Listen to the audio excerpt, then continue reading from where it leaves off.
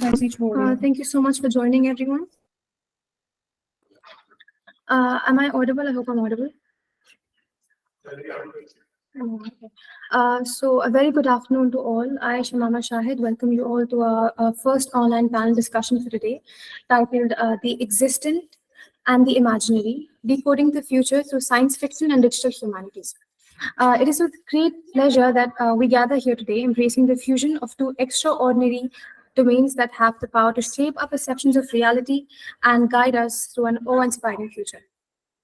Science fiction has long been heralded as a genre that transcends the boundaries of time and space, inviting us to explore uncharted territories, envision technological advancements, and contemplate the complexities of human condition.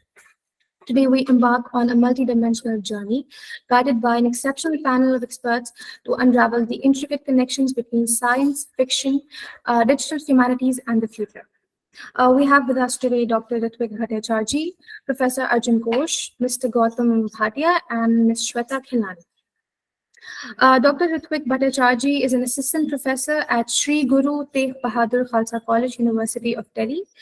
Mr. Bhattacharjee's interests in research range from fantasy studies to phenomenology, continental philosophy to Indian English novels, and disability studies to graphic novels. Assistant Professor Shweta Khilani is also an assistant professor at the Department of English, Sri Guru Tegh Bahadur Khalsa College, University of Delhi. She is a PhD scholar at the Department of English, University of Delhi, and her dissertation explores the nexus between the effective and the political with respect to digital narratives. Professor Arjun Ghosh is an assistant professor at Department of Humanities and Social Sciences, IIT Delhi. He is also a fellow at Indian Institute of Advanced Studies, Shimla, as well as a visiting fellow at Center for the Study of Democracy at Westminster University.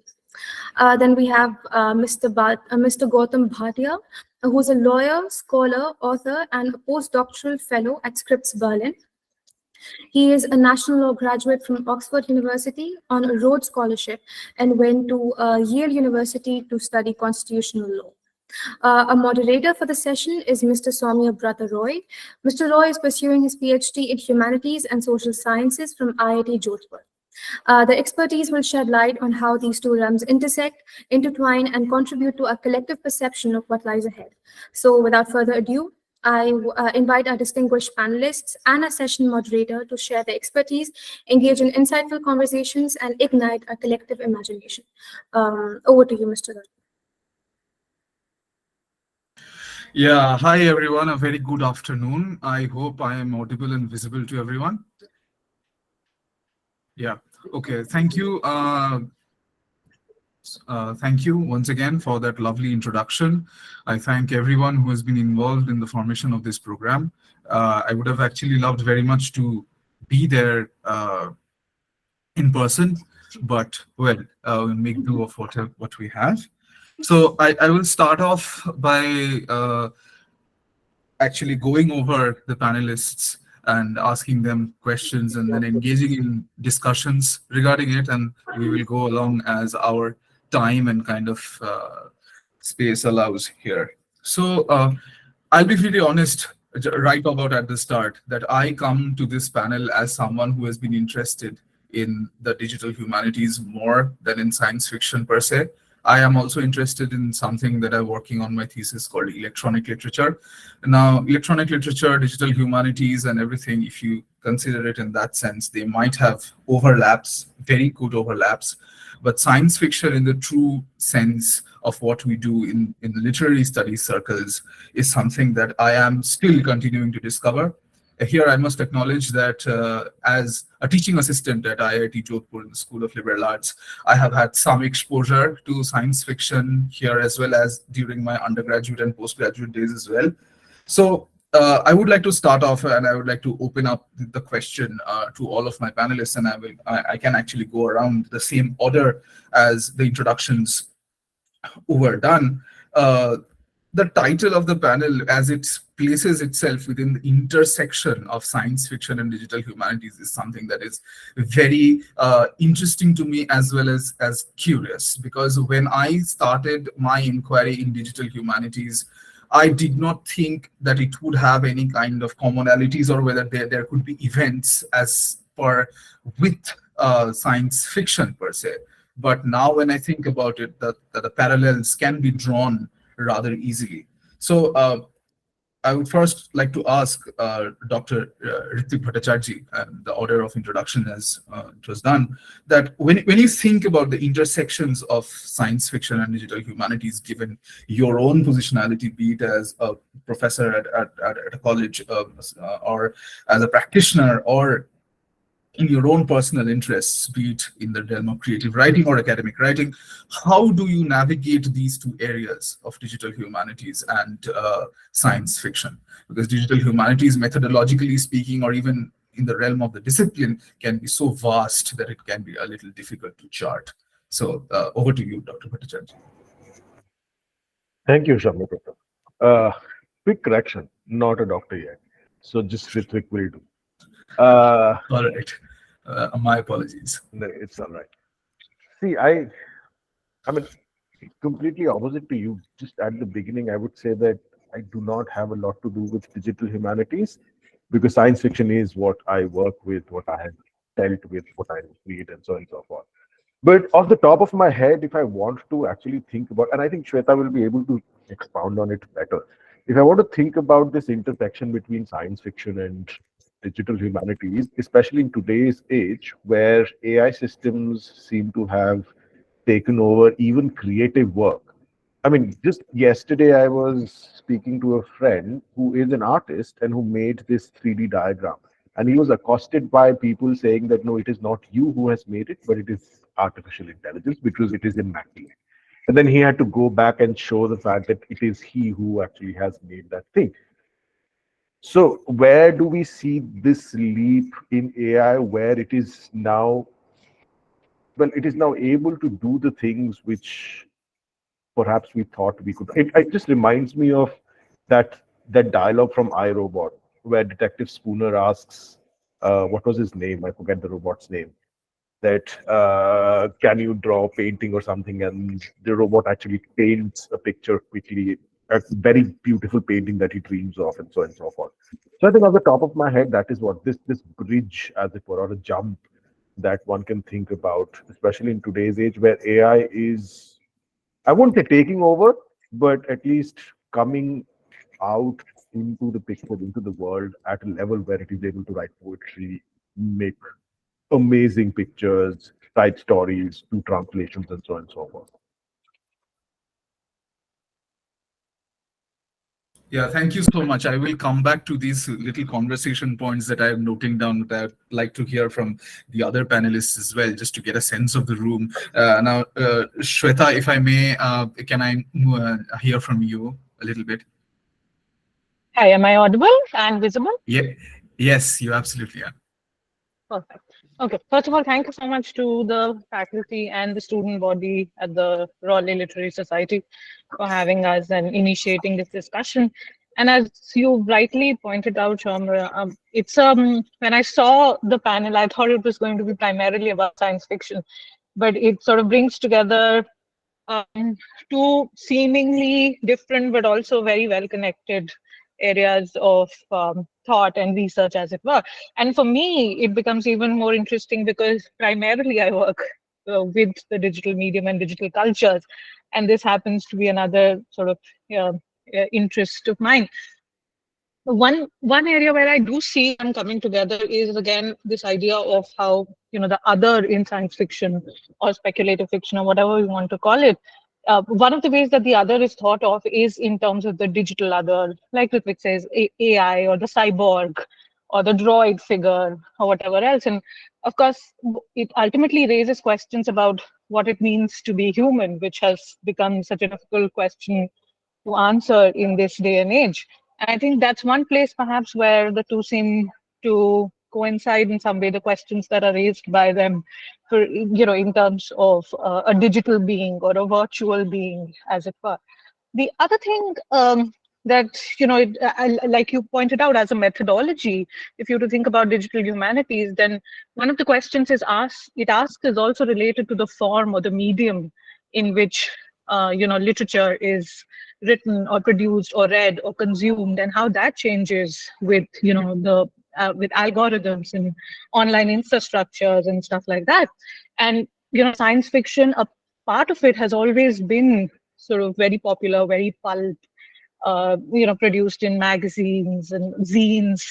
And now with the change in medium, do we see, do we entertain questions, say, related to how it impacts our reading of SF in general? The genre changes as the medium changes, and questions related to that idea of digital humanities being a methodology is also, I think, something that we could talk about. For now, I think those are my comments, and then we can take them up later. Yes, I'll absolutely take them up later, especially with your interest in digital narrative. I think we can find some commonalities in conversation here and there.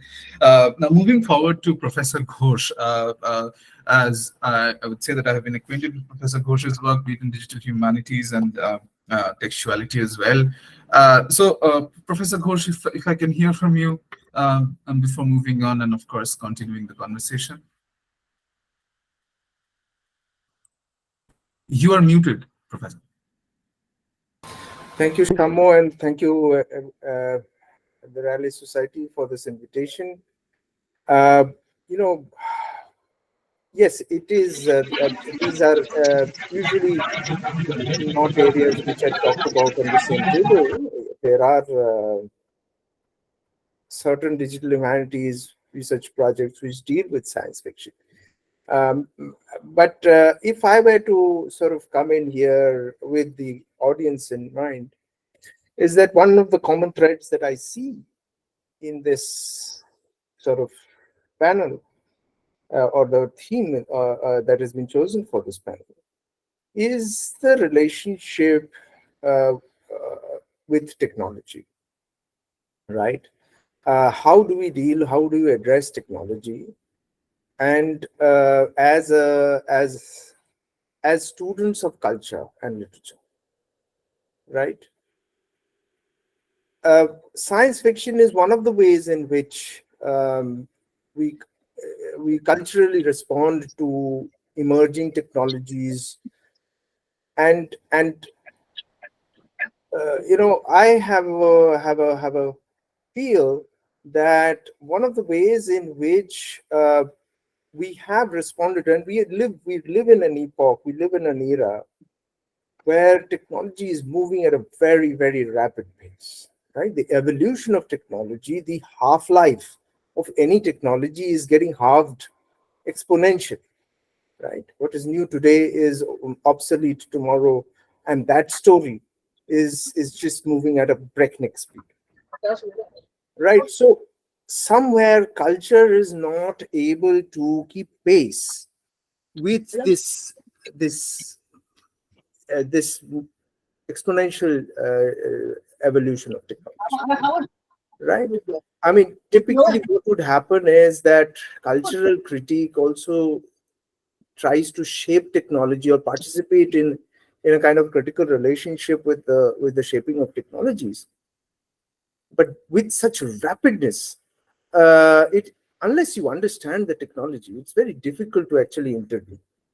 And which is why in many cases, the decisions of how to shape the infrastructures of the future are being taken by people who are unmindful, largely, of the implications of the emerging technologies, right? And that is probably one of the areas where we, as students of culture, I would imagine that most of the people attending this panel are students of culture, including me. So that is one of the challenges. How do we respond to, how do we intervene in the way emerging technologies are shaping our futures by building the infrastructures of governance and of communication, right? That I think is the challenge.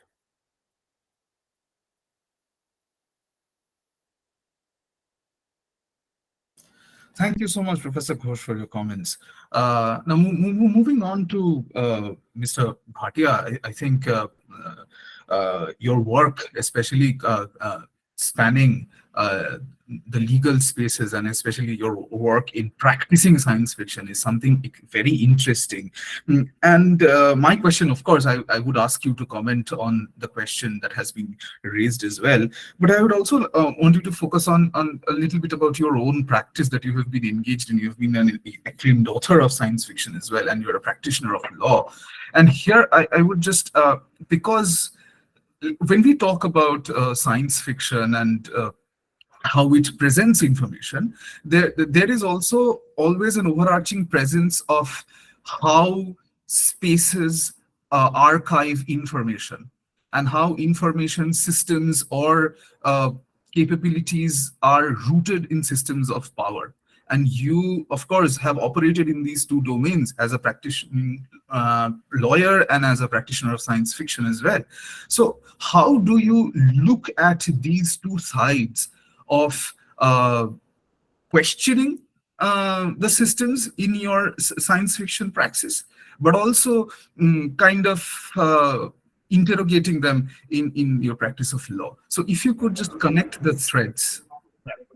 Yeah, can you hear me? Yeah, thanks. Sorry, there's a bit of background noise. I was not expecting to come online for this session. It was supposed to be physical, so I'm in a little bit of noisy space. So just forgive the background noise. Yeah, so I think it's interesting you began with that archiving information, because there's a very good, very recent science fiction novel called Vagabonds by Hao Jingfang, the Chinese science fiction writer, where a central premise is a society where there is a central archive which is transparent and open with all the information that of society present in that central archive. And so that central archive basically can be accessed by any individual subject to certain constraints. So in that sense, it democratizes access to information in a way that is transparent and also anti-surveillance, because it's not that only some people can access that information. It's that it's open to all of society. So science fiction has for a long while dealt with this idea of the archive of information and the various problems that go along with that, and imagined worlds in which there are different ways of doing that.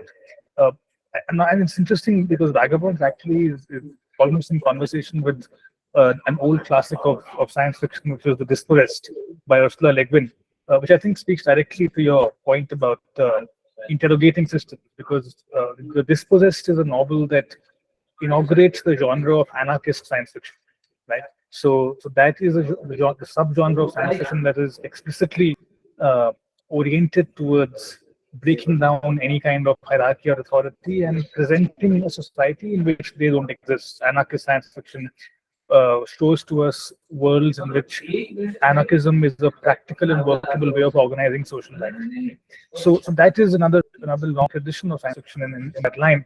And I think it's interesting because in your practicing constitutional law, you're always looking at power and how to interrogate and maybe democratize power in the context of a constitution that envisages the state as a vehicle of power. So you're always working in that contradiction. So I think that's the connecting thread. One final quick point coming to the overall question, the opening question, which is coming to it as an author. I think it's interesting that you began with AI, because there is a book called The Salvage Crew, a recent novel by the Sri Lankan writer Yudhaya Vijayaratna, where one of the characters is an AI. And what he does is he uses AI to generate poetry. And then that poetry is basically in the book as the AI's poetry, right? So in real life, Yudhaya uses an AI to create poetry. And then in the book, it is that AI's poetry that's, it's put as that. So that you actually see The Salvage Crew is a novel that is jointly authored by a human being, which is Yudhaya, and an AI with respect to the poetry, because the book has an AI character.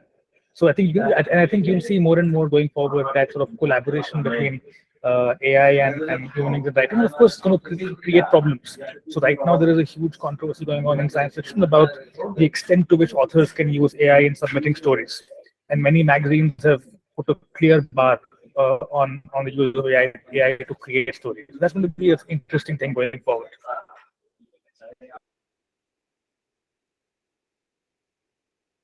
Okay, thank you so much for your comments, Mr. Bhatia. I think after the first round of discussions, we have reached this point where we have a very considerable amount of focus about, let's say, generative writing or AI and the human agency per se.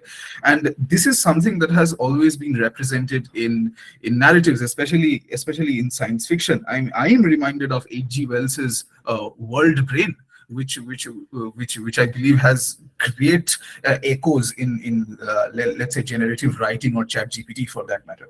I'd like to go back now to Ritvik, because you have interest in disability studies in the questions of fantasy and phenomenology, right? As it was pointed out in the introduction. Now, you also mentioned about AI systems and creative work.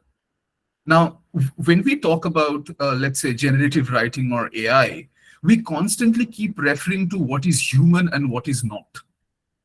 But also, when we talk about the body or assistive technologies, for example, in philosophy, there is this debate about the extended mind by Clark and Chalmers, like what is inside and what is the external.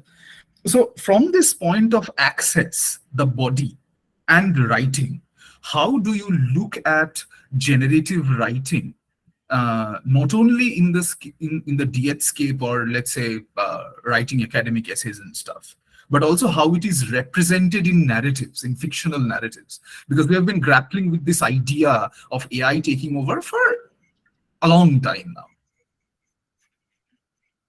Got it. Sorry. Let me think. One has to, I think the problem is slightly deeper than what Soumya actually was beginning. Because if you want to think about the body, is the body something which is just human, or is it also something that can be made?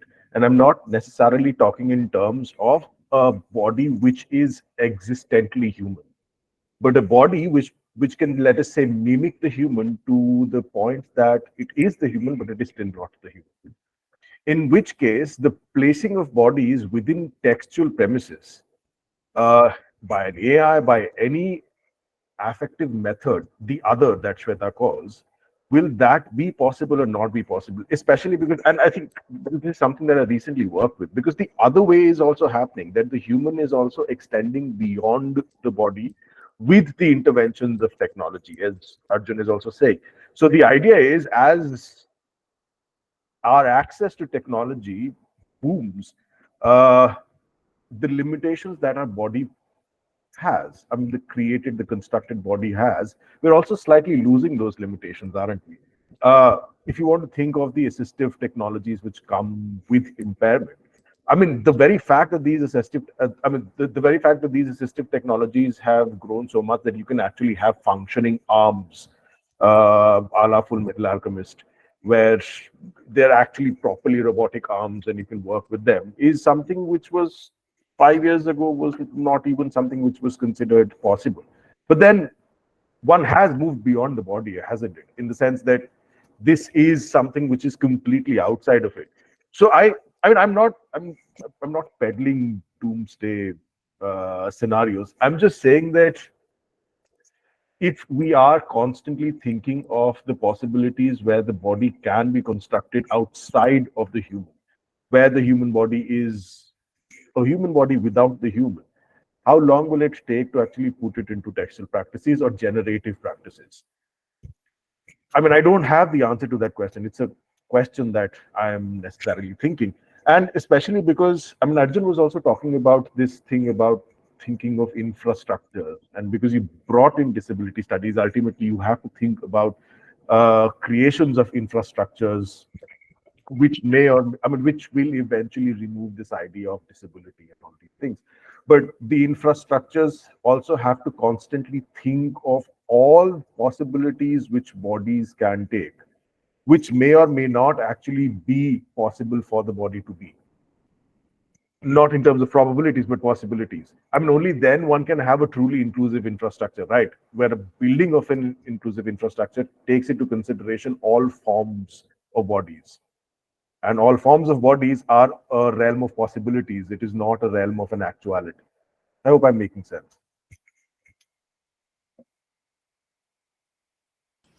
Yeah, thank you so much. Of course, there are many discussion points that will come again and again, and I will come back to you. Now, going to and what Ritik also mentioned about Shweta's point about bringing in the digital other. My question to Shweta is also from this aspect: is that when we look at the representation of the other in narrative, especially because we are talking about science fiction, and in the common cultural discourse, how we are looking at the how we're looking at AI as the other. And with your own personal interest in let's say, digital narratives, I am also interested in digital narratives. We are constantly using some affordance or the other, some plugin, some coding tool to generate a kind of beautiful background. How do you yourself navigate this question in terms of affect when you are looking at the digital other? Be it when you are engaging in academic writing or when you are exploring your interest in digital narratives. How do you navigate this question? Okay, it's a fascinating question actually, and like sort of very broad in its implications. But again, the idea of, say, the AI as the other in the form of whatever cyborg, the droid, and when Ritvik says, in some part we are able to now go beyond the body because of different forms of technologies. Again, assistive technologies. At the same time, a lot of SF also alerts us perhaps to the limitations of the body as well. Especially, I mean, I'm thinking at this about, say, writings which, say, Ursula Le Guin, when she writes about gender, or when she says her, her writing is like a literary what if sort of experiment. And then a lot of contemporary writing by, say, Vanna Singh will also, try to question this idea of how gender plays into the very question of writing through the body or about the body. And the very cyborgian existence of the female body then, in some ways, is posited as one of the entry points through this kind of fictional writing. The other thing that you mentioned about affect, I think that is, very, very pivotal, and such a sort of ambiguous area of study. Because at what point, especially with the emergence of, say, softwares like you're saying ChatGPT, at what point can we even make a difference if this is written by an algorithm or a software or written by a human being? Is there something which is very obviously human about a piece of writing, or can you identify it? For instance, Gautam said about poetry which has been written by AI, and poetry is then one of those pieces of literary writing that's always had this kind of very specialized status, in terms of being able to somehow access a realm of human feeling or sentiment that otherwise maybe other forms of writing can't. So again, I think it's important to recognize, one, that affect travels differently in digital spaces through digital writing, which is very integrally impacted by the algorithms and the infrastructures of and the affordances of not just digital spaces, but each specific platform is able to privilege a certain kind of writing, a certain kind of way of feeling, a certain kind of way of communication. And it's only when we sort of take that into account that we will develop perhaps a broader understanding of that, I think. Yeah, I mean, yeah, thank you so much for that. I will of course return to in those points, especially when you mentioned platforms and feeling. I think there is a bit more to that we can unpack perhaps. Moving to Professor Ghosh, I mean, I would confess that I was introduced to this writer called Walter Ong from your course on digital textuality, which is available on NPTEL platform. And actually, that has shaped a lot of my understanding when I was introduced as an early doctoral scholar. Now, it talks about writing technologies and how when writing in pen and paper or whatever mode, the mode of inscribing, it came into being as a form of technology. It was meant with a lot of backlash about how it was the outside, and it was not, it was supposed to keep things inside your mind, and it was not external, and stuff like that. So now when we look at ChatGPT, for example, if we also look at it as a writing technology per se, now once again the debate is back about that being external. It's something that the human is not doing. So do you find any overlaps in these understandings of externality per se, about how it's not human, from these debates? Because this is something that has been said, a foundational in DH and literary studies as well. So if you can build on that a little bit. You are muted, Professor. See it a bit of a kind of a cat and mouse, thief and police kind of situation. I mean, this idea of copying someone else's work has always been there. And frankly, I don't think copying somebody else's work is a problem. Because historically, human beings have always learned. Learning is only possible through copying. Right? So that's not something that really worries me. What's the question is, what is it that, and I think ChatGPT can be a very, very good learning tool, really. And that is not the question. Question is, what does it do to writing itself? You know, the process of writing itself. Because, I mean, we do understand that no matter what the effort of sort of putting into place, and in this, you know, we live in a country where this is a very important matter of debate, as to what kind of language we should use in our everyday work. Now, despite all our efforts in 75 years of independence, we are still speaking in the colonial tongue here in this panel as we speak. Right? Now, I see the direction that AI as a technology would undertake can either make it or break it. That will AI or platforms like ChatGPT sort of slowly start imposing an universal language on us? Or will these algorithms, because you know AI models are trained on data, or will these algorithms sort of enable the flourishing of multilinguality? And it all depends on how the architecture is built. And if we do not understand these processes, we do not articulate ourselves enough. And I have seen this within humanities discussion groups and circles, you know, kind of a pseudo-romantic idea that, you know, technology is now going to ruin our world. You know, it is creating all this. Either it's a celebration or it's a damnation.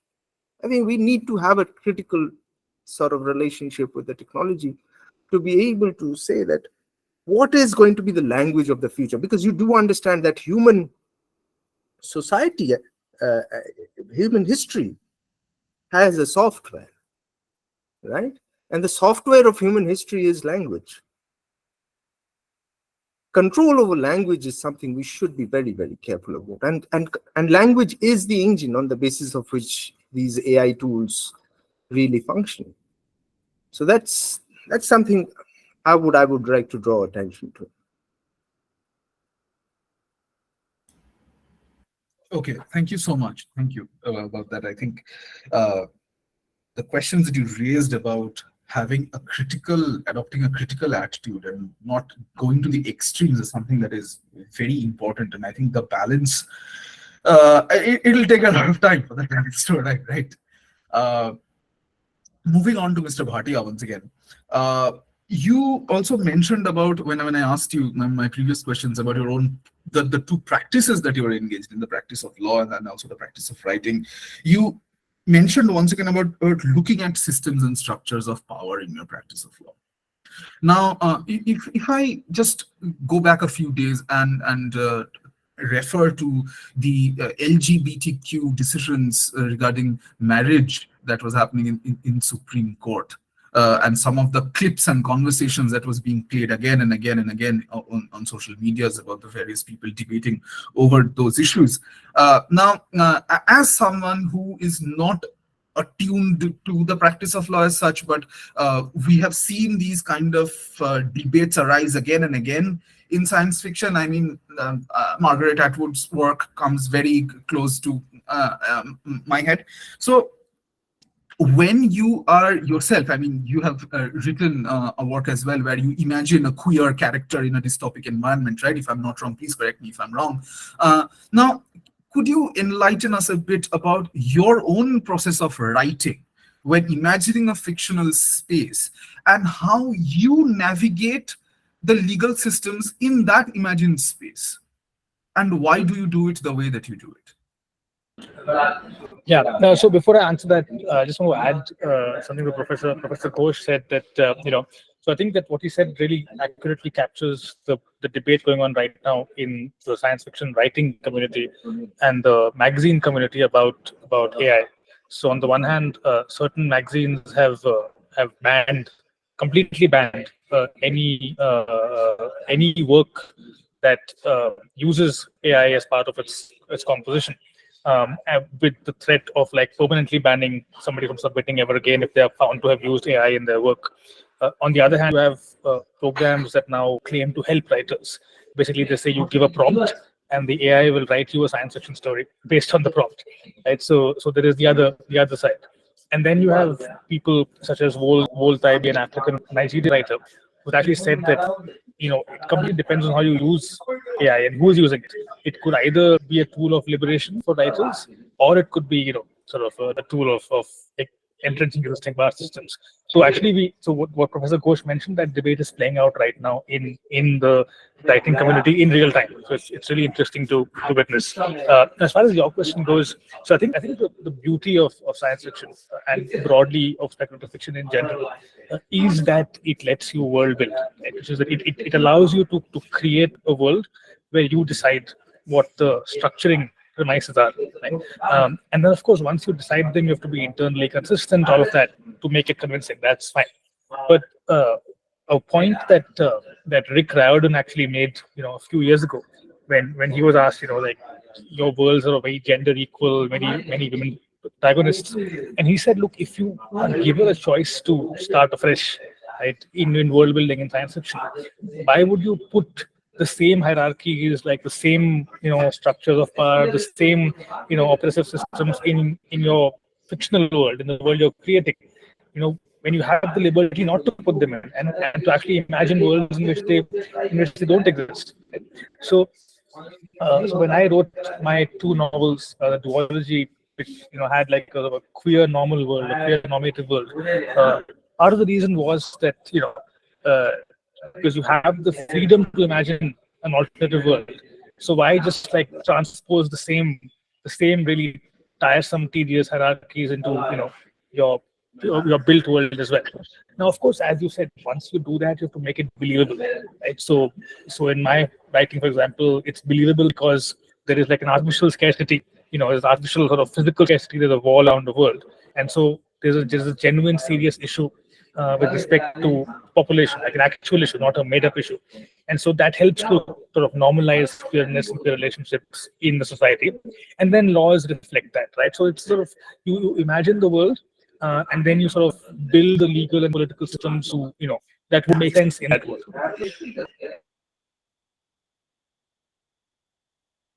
Thank you so much for your comment. I think specifically when you mentioned the issues about structuring the world, and also when you write, when you imagine a space, you basically get to play God. but then there has to also be a kind of uniform structure as well. So there is also a tension between what you can do and what you can't do in order for the things to make sense. So I think that tension is very important, and the whole process of writing and how it plays out to imagine structures in an imagined space, it is for me, because I also enjoy the process of writing. For me, that is a fascinating tussle in order to impose structures in a place that I'm imagining in order for that imagined space to be believable. I mean, it may sound a little ironic, but well, it's always there, right? Mm, uh, in this context, now, when we imagine a particular space, when we talk about these forms of writing, be it any form of speculative fiction, it is once again coming back to Shweta's comment about the other. The other is basically, for me, it's one of the very interesting driving factors, and that is where I would like to take the conversation forward. And now, the other is, I find a great amount of similarity here with the element of horror. Now, Ritik, you have been involved in editing a horror anthology, horror fiction in the Global South. So now, the element of the unknown other, it plays a huge element of, some say, the driving element in horror fiction as well. And well, in science fiction, there are a lot of commonalities with the unknown and what the unknown can do, what the unknown can destabilize. So can you elaborate a little bit more on how your own practice of a horror, disability, science fiction, I believe that there is a good commonality between these three spaces about how it talks about the body and the other, and a fear of the unknown per se. So can you elaborate a little bit more on your own personal position? Yes, thank you. There's a longish answer, but before that, I have a small comment that I want to make regarding this AI conversation that, if time permits and more, I have always been wondering about, we call it the artificial intelligence, but what intelligence actually is. In the sense that Gautam says that the AI wrote a poetry which has been then published into a book, and it is, let us assume it's a beautiful piece of work. My question is, does the AI know that it has made a beautiful piece of work? Or is it something that it is done by just stringing words together and figuring out a conditional statement? Is intelligence merely the function of the function of recognizing causal and conditional relationships between two statements? And if not, then is AI actually intelligent? Because this is what Arjun was also talking about, this thing about language. Does AI know that it is talking in a particular language? Or is it just picking up certain amounts of bits and bytes and data, which is just putting out there? I don't know. And considering that what actually affects us, what we think is good or bad, because we have always been talking about how the textuality of whatever is written comes not from the source, but from that which is being read, with Barth and Foucault and whatnot. In which case, how does it matter if AI writes something or if a human being writes something? Because at the end of the day, isn't it more important who reads it and then makes it out of it? Because every reading becomes a practice of rewriting, as it were, and so on. Just a thing that I was in my head. As for your question, I think that this unknown, especially in horror, and thank you for picking up horror and think of what Freud talks about in terms of this uncanny of the other. Because this other is not exactly the unknown other, is it?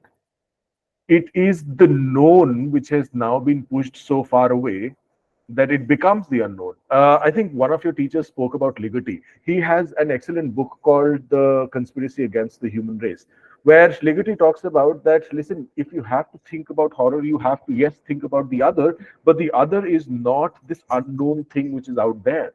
The other is perhaps the most known.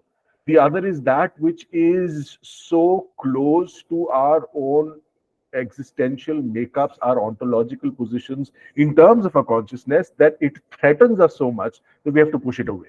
Because if we do not push it away, then the very possibility of life will become difficult. Think of a vampire. Why is it that I was speaking to a friend the other day that vampires need not actually have that kind of a violence in them while they drink blood? But why do they have that violence? Because vampires are not only immortal in themselves, but their assault on mortality has to be that very, very featured thing. So insofar as vampires become, I mean, Stephen King's vampire from Salem's Lot comes immediately to mind, because he's one of the most, more than Bram Stoker's Dracula, is one of the most violent vampires, and there is no restitution, there is no escape, there is no running away from things, because mortality is something that fundamentally affects us. So it is this problem of mortality which needs to be thrown away into the guise of this vampire, which is the other, which is outside of us, and so on and so forth.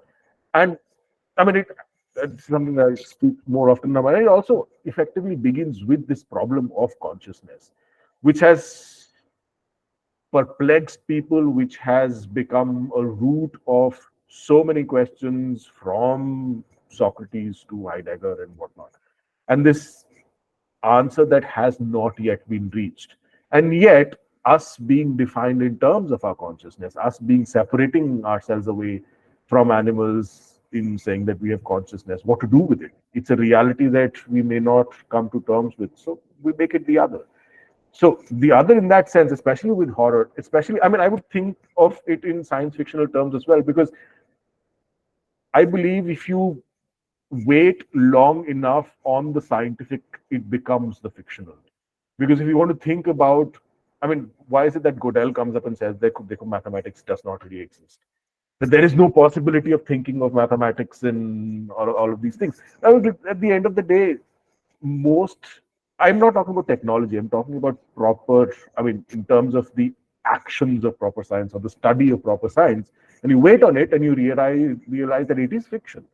That science fiction does not actually come out from things which are unknown to us in that sense, but this absolute known which becomes paradoxically an absence rather than a presence. That's it, I think I would. Yeah, thank you. Once again, the sentence that you ended on, the absence and the presence.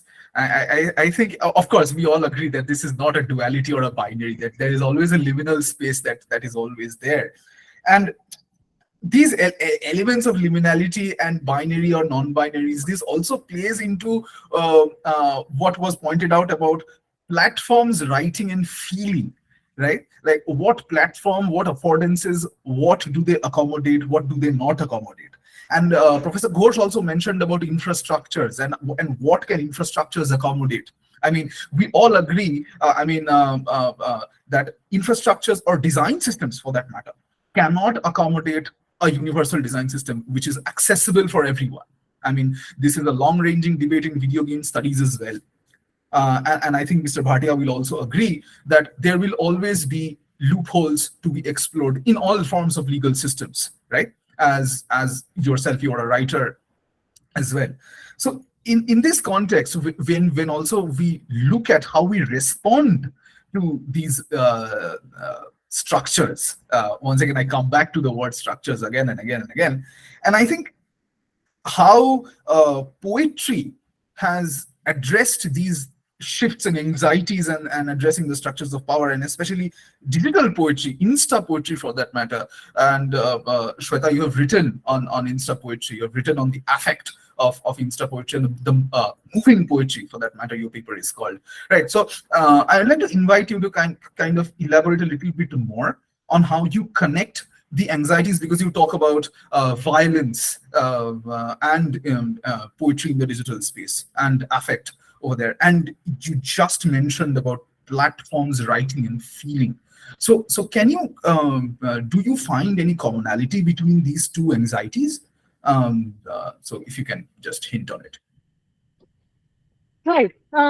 So of course, when I said platform and writing and feelings, the social media platforms in general seem to promote a certain idea of self-disclosure. Even the oldest one of them, like Facebook, the one thing that the prompt that you'll see is what's on your mind. So there is an incentive, as it were, to visualize the interiority of your mind.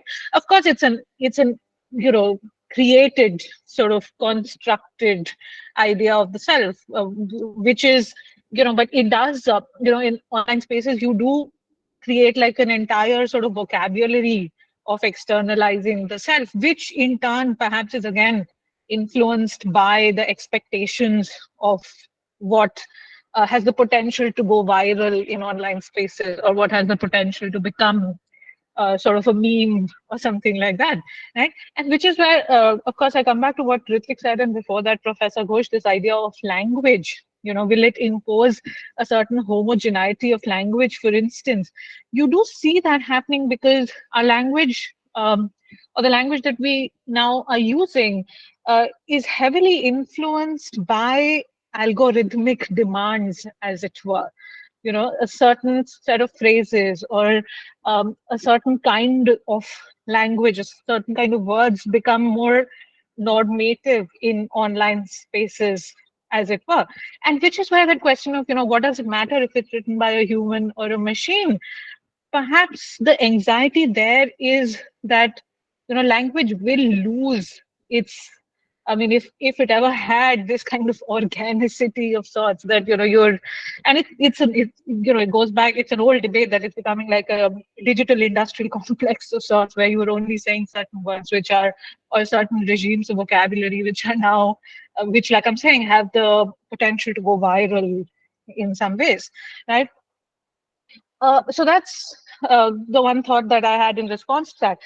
With respect to poetry, of course, you're, again, like I said, because poetry is, especially lyric poetry, I mean, let's not generalize it, but lyric poetry has always been thought of as a form of poetry that has the ability to exteriorize or visualize the I or the self, and how, I'm interested in how that changes perhaps with, or how that's influenced in online spaces, especially with the kind of privileging of a certain kind of authenticity of expression, self-expression, self-disclosure, and then how it perhaps is creating new ways of communicating feelings and communicating sentiments in online spaces.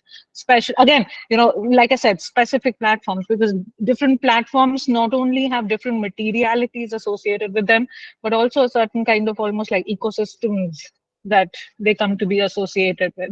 So the kind of content that you will find, say, on a TikTok, which we don't really have access to, will be different from the kind of content you will find on Instagram or something like that.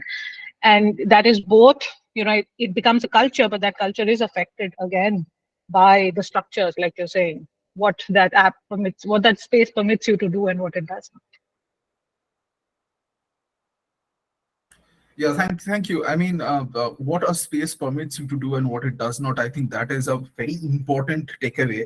And of course, you mentioned different platforms like, let's say, TikTok or Insta Poetry, for Instagram for that matter. But I think TikTok is something, even though we do not have access to Twitter at the moment, I think Instagram Reels, or the act of reel making in general, the performative act of reel making in general to address different questions, is something that is very interesting. And the thing that interests me most about reels nowadays is that there are many reels which don't even have voiceovers by people. They have even the voiceovers are generated. I mean, when you hear the kind of robotic voice come and speak that, okay, these are the 5 things that you should not eat, or whatever, and someone is dancing and showing you that these are the 5 foods that you probably shouldn't eat.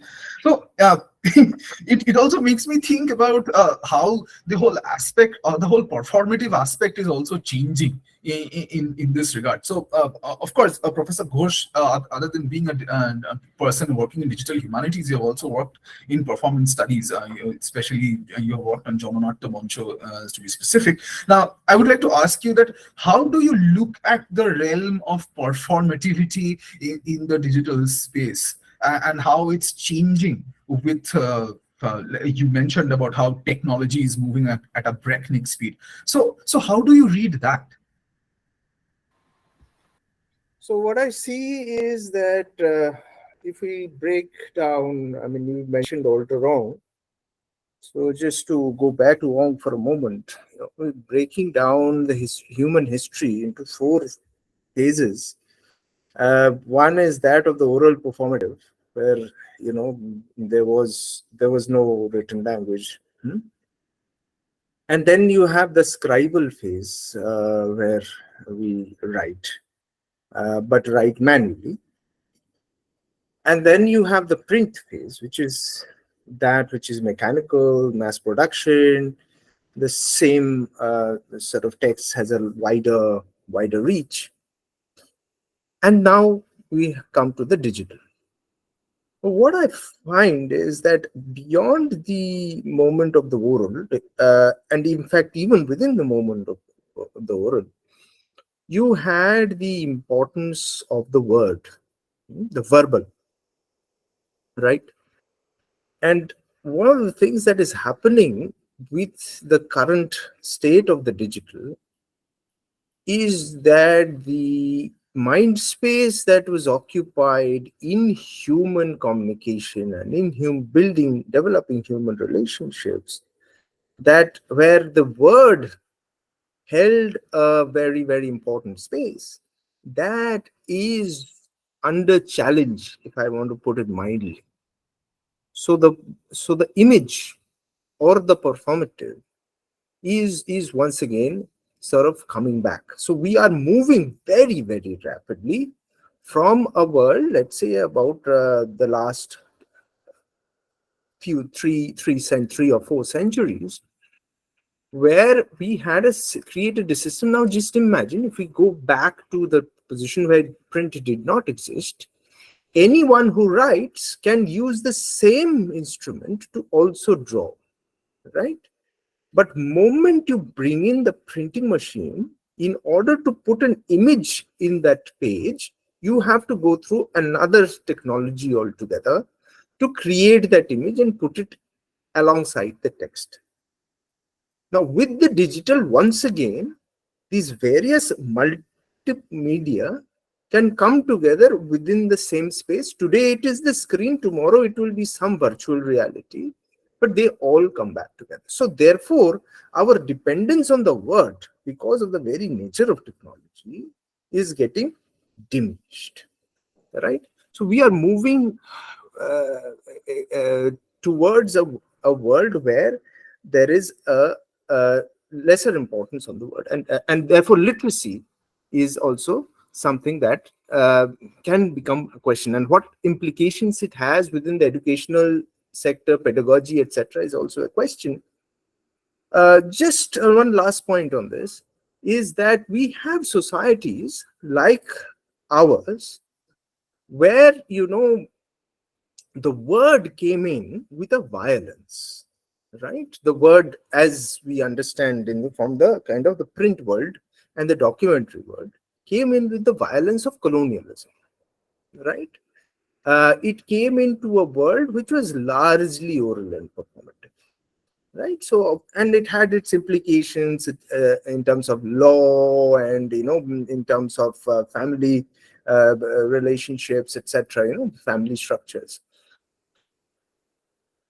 We are a society which remained largely illiterate, a large part of it, despite all the literacy missions and everything that we had. I mean, literacy still, people can sign their names, but very little beyond.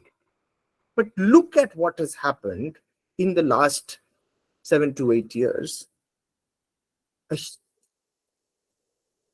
very enormous amount of majority of our country has moved directly from morality to the digital, and hop, skipped, and jumped through the steps of the word altogether.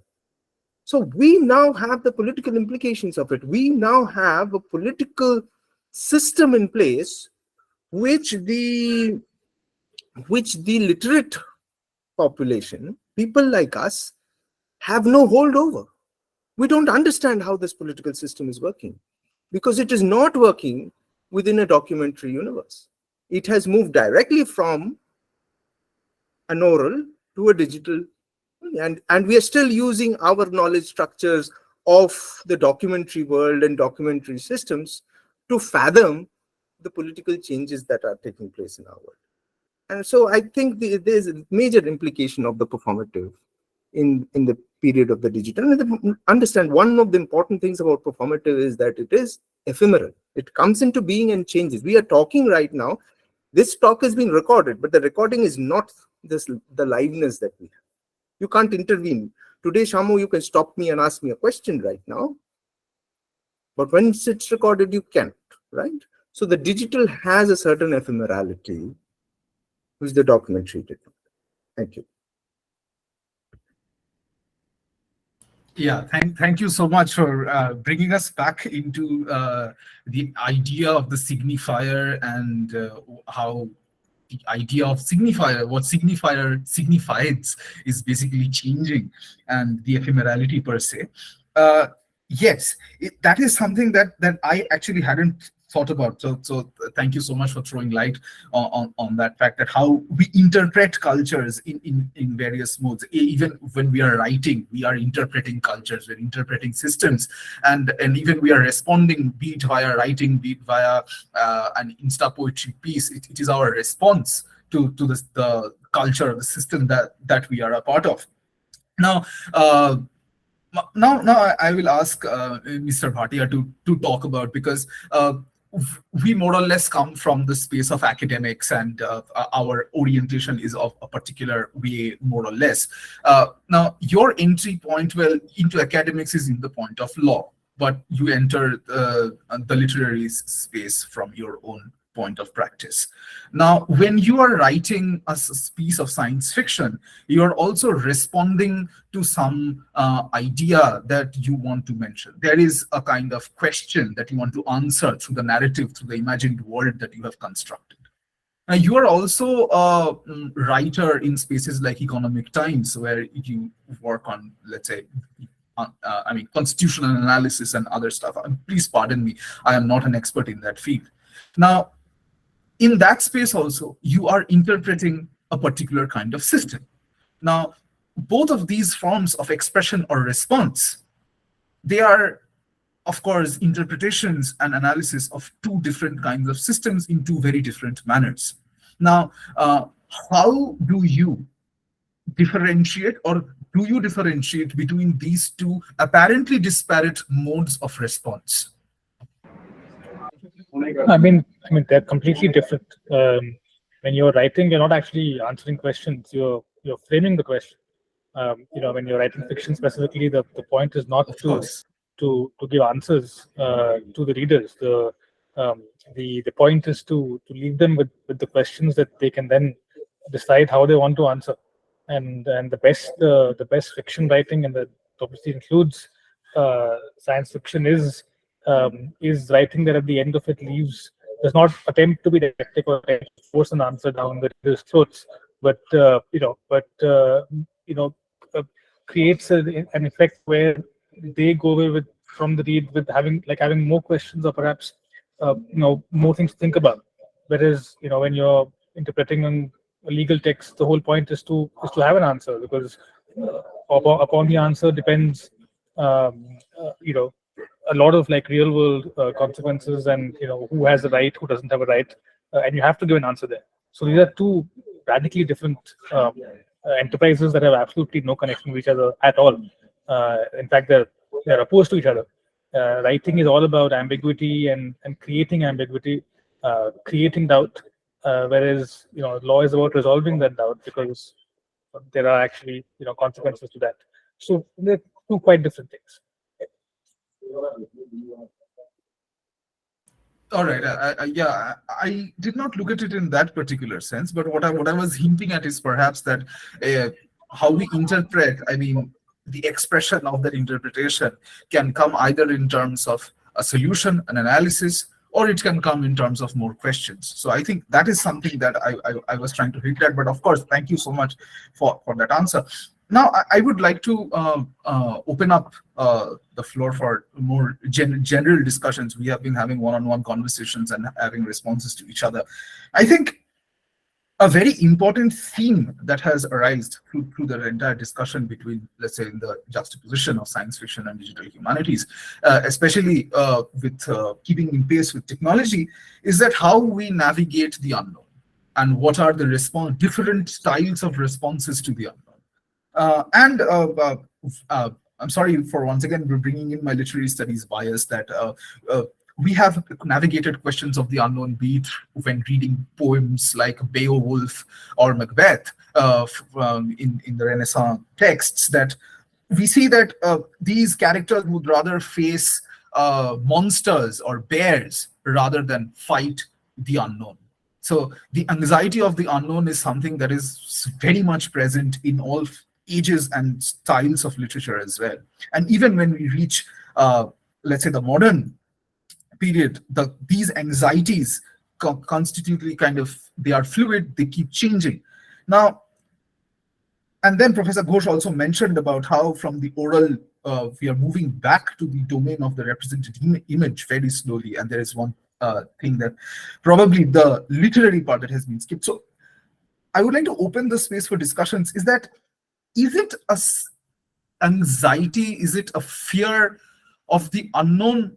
Or is it a fear of the known that is already there somewhere back of our minds, that this is the possible change that might occur? So do you read it more as an unknown, or do you read it more as something that has been long known, which is coming back, that might destabilize the hierarchy, so as to speak? I know this is a bit of a general question, but this is more to kind of get a conversation going as to how much time we have remaining. So if any one of you would like to respond to that question. That's what I was talking about somewhere as well. That especially in terms of horror fiction, especially in terms of a lot of science fiction, that this unknown that we're thinking about is what Heidegger would call the ownmost being, as it were. That the recognition that the human existence is, it's a misstep in evolution. That we are perhaps the most unnatural creatures in existence. Nothing else has consciousness. Nothing else seems to question its own being. They're just hunting, mating, and sleeping. And yet here we are, human beings, thinking that there is a possibility of asking. Anyway, so yes, I mean, it's not even, that's the idea of the Freudian thing as well, right? The recognition of death as happening not to our own bodies, that we are not the ones who die, that there is this differentiation between us and the body which actually dies, this other which comes, the double which comes, the gestalt in Lacan, and this pushing out of what we are, what essentially we are as the other. That this distinction between the us and the them, the us and that which is outside of us, has been completely removed to the point that the other can only be that which is not essentially the other, in the sense that that which is completely the known that becomes the unknown. I mean, not the unknown in terms of the things we do not know. It's not a question necessarily of knowledge, but of this terrifying tendency to be afraid of that which is going to completely destabilize what I mean. Arjun was talking about this violence of language, for example, but language is also death, isn't it? That especially we live in a world which is explained by quantum physics, which says that the only way reality exists is by our interventions with it. That's the Schrodinger's cat thing. And if it is our intervention which allows the creation of reality, which also means that the moment we speak something, we speak exactly that instead of something else. And in speaking exactly that and not something else, we're just absolutely disrupting the infinity of possibilities that exist in the manner of speaking something else or anything, rather than speaking what we have spoken or written what we have written, and so on and so forth. So the very act of utterance, the very act of giving discourse, the shape of language, is also death. And somehow that also becomes terrifying. And we also tend to push it away, of not actually thinking of language as something which does destroy. And I'm not just talking about politically, I'm also talking in a very, very essential, fundamental, ontological sense.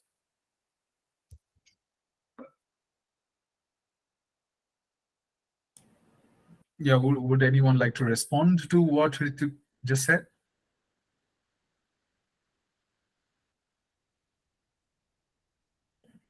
Yeah, I think we can, if anyone of the panelists want to respond, I think we should move the questions for the panelists from the audience. I think we have 15 odd minutes remaining. We can move to engaging with the audience. So if anybody wants to respond to Ritik, please go ahead. I felt that his comment about death was very interesting, but I will stop for now. Yes, before Professor Ghosh had your hand raised, I think Gautam was trying to say something. If you can please. Oh no, I was just saying, just get the audience in. Oh yeah. I will. Yeah. Absolutely. So, Professor Ghosh, would you quickly like to say No, I something? just wanted to quickly say this fear of the unknown, etc. But the question is, why is the unknown? A lot of the unknown, I said, is because of the breakneck speed of technology. Most people, especially when you're talking about digital humanities, we're talking about the humanities classroom. I mean, really speaking, in our country, the humanities classroom has no idea of technology. Zero. There's no interface. Why should that be so? Why should our curriculum be so oblivious about technology as this unknown, the Frankenstein monster, that kind of thing? We should kill that. We should know it. We should learn technology in our humanities classrooms.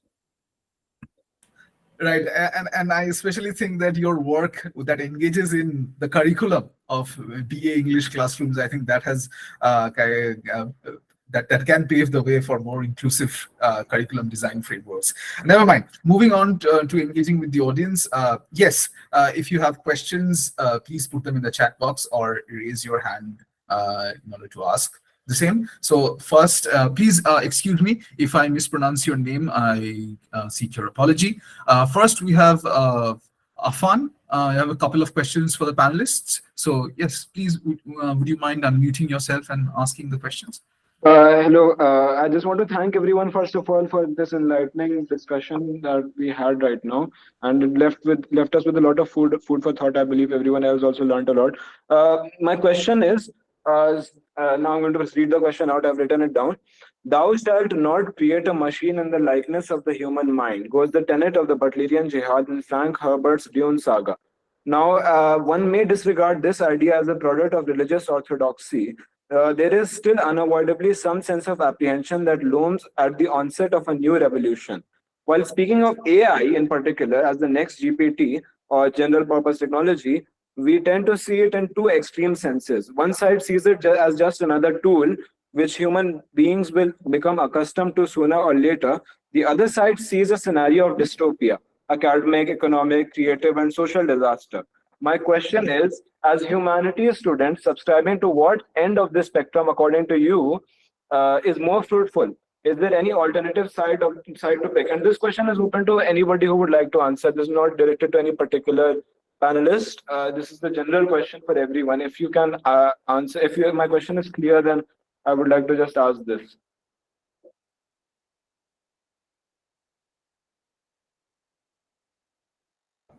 Yes, Arjun, if would you want to take this? Arjun, would you want to take this? Right. I have a question to Afan. Why do you want to think in terms of what is fruitful, what is not fruitful, and not just play around with this think of this spectrum that you give us anyway?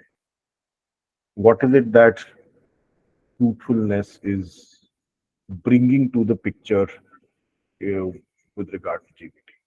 That is a very interesting argument that you have presented. I believe that it has to do a lot with the unknown.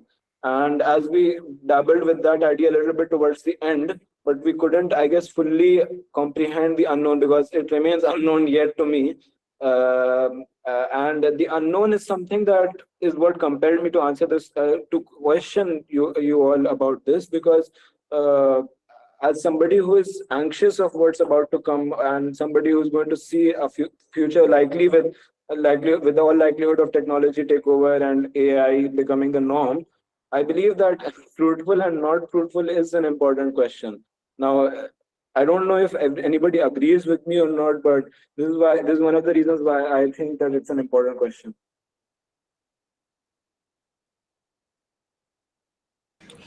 I'm just going to quickly say that the science fiction as a genre has evolved significantly since Dune, quite a bit, and that simplistic sort of binary that Dune gave is really no longer, is quite passe. And a lot of the modern good works have a much more nuanced take about AI and its potentials, which is neither utopian nor dystopian, but it is a world in which it is woven into the fabric of the world, and then it's a question of who uses it and what purpose. So if you, for example, read S.B. Divya's recent work, Machinehood, right? Like it's a classic exploration of AI in the near future, where it's used for all kinds of purposes, from medicine to body augmentation to a lot of other things. A few of the uses are oppressive, a few are emancipatory, and that's where the struggle is. So, I mean, presently the genre is at a place where the understanding is that, much like any other technology in the past, whether it is the steam engine, the water mill, the factory in the 19th century, AI is going to be a terrain of contestation, and it will depend on the broader political economy that will decide how it's used, and its uses can be emancipatory or oppressive depending on how it's embedded in the political economy. So a lot of the good modern science fiction works are in that conversation. We've gone far beyond the thou shalt not, thou shalt binary of Dune for quite a while now. I understand the answer now. It's very clear to me that it's more nuanced than I was presenting it. And thank you for your answer, sir. I will just note down the Machinehood by S.P. Dubey. I've not read it, I've not come across it. I will try to read it as soon as possible.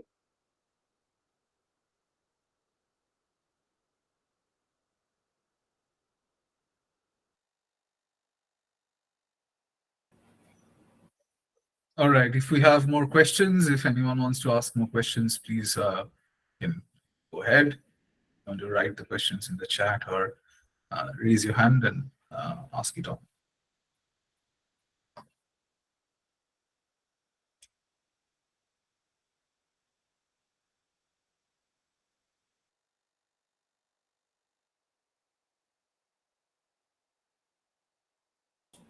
All right, so if there are no more questions, I believe that this is an interesting point to wrap the discussion out. Once again, I would like to say thank you so much to all the panelists, Ritvik Bhattacharjee, Shweta Khilnani, Arjun Ghosh, Gautam Bhatia. Thank you so much for engaging in conversation with me. And I would also like to thank the organizers, the Raleigh Literary Society, Aligarh Muslim University, and everyone who's involved for pulling off this program instead of a lot of hurdles and challenges. And thank you for inviting me as well. It has been a pleasure. It has been a fantastic opportunity for me as well. So thank you. And thank you especially to Abdullah Bhai, who has been in constant conversation with me for all the logistical support. Thank you so much. Thank you to all the panelists for taking out the time and being here. I wish we could have actually been on campus in the offline mode as originally planned. And I hope you know that everything was actually done with in regards to even that. And just due to some administrative issues, we could not have this. We had Ritvik sir a couple of years ago in another literary festival, which was again in the online mode. This time I was very much looking forward to having all of you here on campus, and had made arrangements well beyond it's advanced stage, but things can happen otherwise. And Shaume Bhai also was going to be here, and and Gautam sir had also extended his, though he was absolutely busy, and I know that he would have come on the same day and even left on the same. But everyone was going to have the time, going to take out the time for that. But you've all been here, and Arjun sir, thank you for being here as well. I mean, DH is a field which is still something in particular I'm also dabbling into, and to have some insights which is now coupled with the realm of science fiction has been incredibly insightful to listen into. Thank you for doing this. Thank you for listening to my request and the society's request.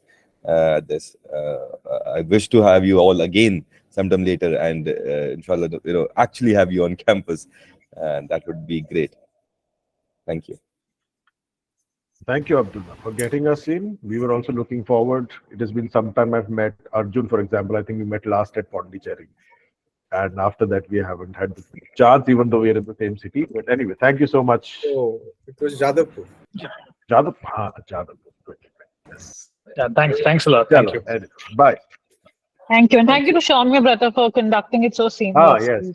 Yes. Thank you so much. Thank you, Sean. This is my pleasure. Thank you so much. I would request the audience to stay back into the same link session. We will have the next panel beginning in about 15 minutes now. And the next panel is going to be on graphic narratives, and will include panelists such as Professor Vishwajyoti Ghosh, who's a renowned graphic artist and is known for his 2010 book Delhi Calm. And we're going to have Afra Shafiq, a renowned person in who's worked in interactive fiction and has produced Enter Sultana's Reality. So I hope you'll stay back, and we'll begin this session as soon as possible in 10 to 15 minutes. Thank you. As we approach the conclusion of this remarkable event, I'd like to thank all the panelists and our session moderator, Mr. Roy, for sharing your valuable insights, knowledge, and ideas. I apologize for any mishaps on my end regarding the introductions of our esteemed panelists. I'd also like to add here an important piece of information regarding Mr. Gautam Bhatia. Mr. Bhatia has also published 2 science fiction books titled The Wall and the Horizon, both published by HarperCollins. The books have been greatly cherished by readers worldwide.